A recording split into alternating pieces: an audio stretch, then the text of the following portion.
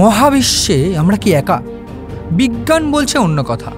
একসময় বিখ্যাত সুইস লেখক এরিক ভন ডানিকেনের মন্তব্য তলিয়ে দিয়েছিল সমগ্র বিশ্ব।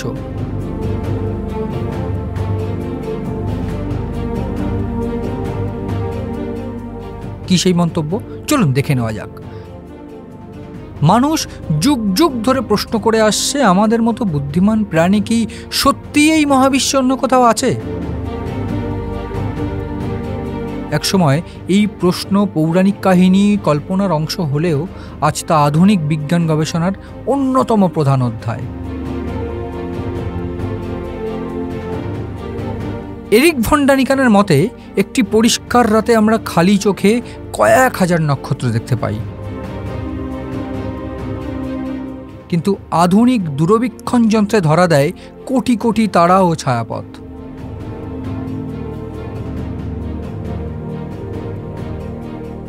জ্যোতির্বিজ্ঞানীরা বলেন, প্রায় প্রতিটি নক্ষত্রের চারপাশে গ্রহ থাকার সম্ভাবনা প্রবল।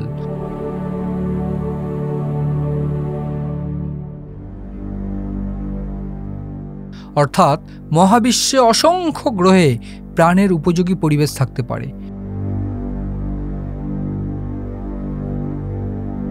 কি অবাক হচ্ছেন তো? ঠিক এমনটাই বলছেন এরিক ভন ডানিকেন।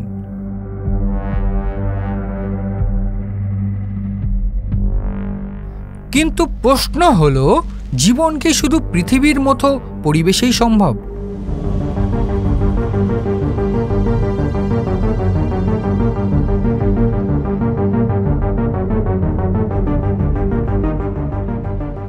একসময় মনে করা হতো জল ও অক্সিজেন ছাড়া প্রাণ টিকে থাকতে পারে না, অথচ আজ আমরা জানি পৃথিবীর গভীরে এমন ব্যাকটেরিয়া আছে যারা অক্সিজেন ছাড়া বেঁচে থাকে।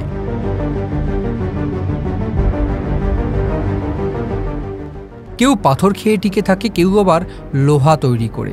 ব্রিস্টল বিশ্ববিদ্যালয়ের গবেষণায় দেখা গেছে, প্রচণ্ড তাপ, তীব্র শীত কিংবা বিষাক্ত বাতাবরণেও ক্ষুদ্র প্রাণ টিকে থাকতে পারে।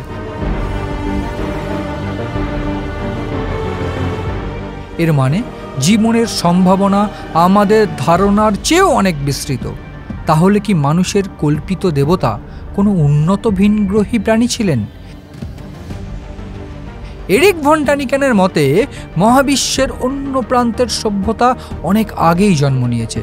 তারা আমাদের চেয়েও প্রাচীন, উন্নত এবং প্রযুক্তিগতভাবে অগ্রসর। মানব ইতিহাস মাত্র কয়েক হাজার বছরের হলেও মহাবিশ্বের বয়স কয়েক হাজার কোটি বছর। এই বিশাল সময়সীমায় অন্য কোথাও এই প্রাণ জন্ম নেওয়া অস্বাভাবিক কিছু নয়। আমরা একসময় বিশ্বাস করতাম পৃথিবী চ্যাপ্টা কিংবা সূর্য পৃথিবীকে প্রদক্ষিণ করে।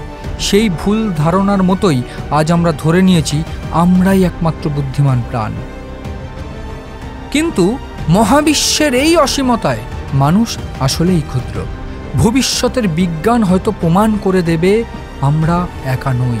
হয়তো অন্য কোনো গ্রহে, অন্য কোনো আকাশে আমাদের থেকেও উন্নত প্রাণীরা আমাদের দিকে তাকিয়ে আছে। Calcutta television network.